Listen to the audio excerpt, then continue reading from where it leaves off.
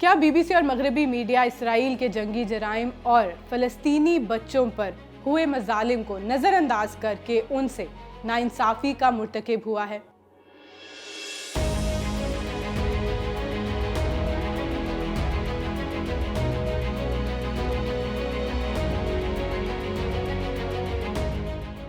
BBC में तवील अरसे तक मशरक़ वुस्ता की माहिर के तौर पर काम करने वाली करिश्मा पटेल ने दी इंडिपेंडेंट में लिखे कॉलम में इंकशाफ किया कि Gaza how to survive a war zone नामी डॉक्यूमेंट्री फिल्म बीबीसी ने सिर्फ इस वजह से हटा दी क्योंकि उसमें वो 13 साला बच्चा शामिल था जो हमास के ज़ेरे इंतज़ाम इलाके के नायब वज़ीर ज़राअत का रिश्तेदार था।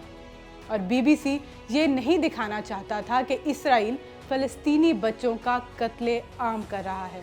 करिश्मा पटेल ने हैरान कुन बात ये भी बताई कि उनके इदारे ने 5 साला फ़लस्तीनी बच्ची हिंद रजब की कवरेज से भी इनकार कर दिया था और उसका नाम लेने का फैसला तब ही किया जब इस्राएली फ़ौज ने हिंद रजब को बेदर्दी से कत्ल कर दिया। ये वही हिंद रजब थी जो 29 जनवरी 2024 को उस वक्त गज़ा में इसराइल की गोलियों का शिकार हुई जब वो अपने करीबी रिश्तेदारों की लाशों के दरमियान एक कार में फंसी हुई थी। और जब बीबीसी ने बच्ची की मौत की खबर शाया की तो सुर्खी में इसराइल का नाम तक शामिल नहीं किया गया। फ़लस्तीन की कवरेज पर दोहरे मेयार की दास्तान में बीबीसी ही नहीं बल्कि दीगर मगरबी मीडिया आउटलेट्स भी शामिल हैं।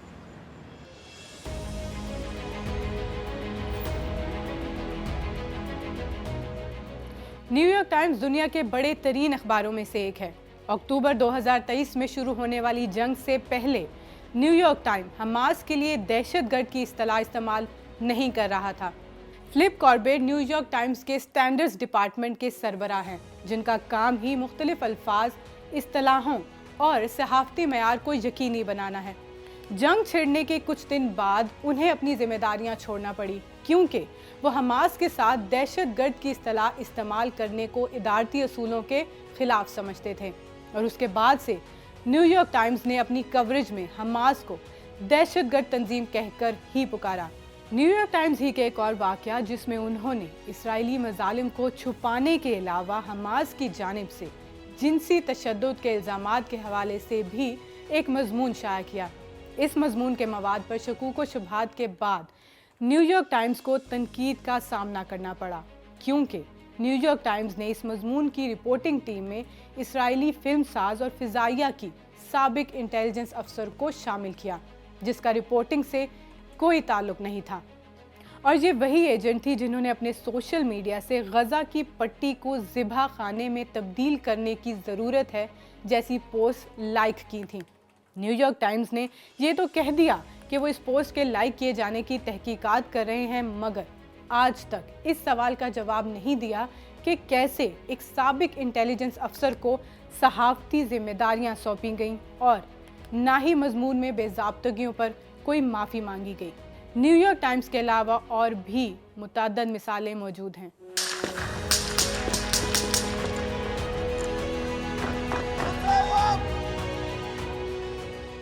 सितंबर 2024 को इसराइली फ़ौज ने तुर्क निजाद अमरीकी इंसानी हकूक़ के कारकुन आयशे नूर को मगरबी किनारे में सर में गोली मारकर कत्ल कर दिया। अमरीकी नेटवर्क ABC ने इसकी हेडलाइन दी कि मगरबी किनारे में अमरीकी कारकुन को सर में गोली मारकर कत्ल कर दिया गया है। लेकिन किसने मारा? सिर्फ सुर्खी नहीं बल्कि खबर में इसराइली फ़ौज का जिक्र 18वें सतर में जाकर किया गया, जबकि वॉशिंगटन पोस्ट की हेडलाइन में भी इसराइल का नाम गायब था। जब इसराइल ने गज़ा में पानी की फराहमी बंद कर दी तो गार्डियन अखबार ने ये नहीं लिखा कि इसराइल आम शहरियों के खिलाफ इंसानियत के खिलाफ संगीन जुर्म का मुर्तकिब हुआ है, बल्कि उसकी सुर्खी थी कि गज़ा में पानी ख़त्म होने से लोगों की मौत का खदशा है।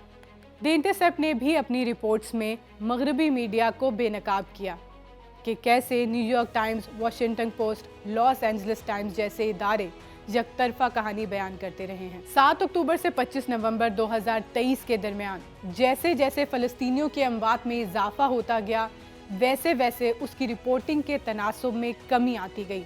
एक और चार्ट के जरिए ये भी दिखाया गया है कि कत्लेआम, हौलनाक जैसे अल्फाज जहां इसराइली अमवात के लिए बेदरेग इस्तेमाल किए गए, वहीं فلسطینیوں کی موت پر ان الفاظ کا استعمال نہ ہونے کے برابر تھا۔ دی انٹرسیپٹ کے ذریعے حاصل کردہ نیو یارک ٹائمز کی اندرونی میمو کی ایک کاپی کے مطابق نیو یارک ٹائمز نے غزہ کی پٹی پر اسرائیل کی جنگ کی کوریج کرنے والے صحافیوں کو جہاں نسل کشی اور نسلی صفائی کی اصطلاحات کے استعمال کرنے سے روکا، وہیں فلسطین لفظ کا استعمال بھی کم سے کم کرنے کی ہدایات دی گئیں۔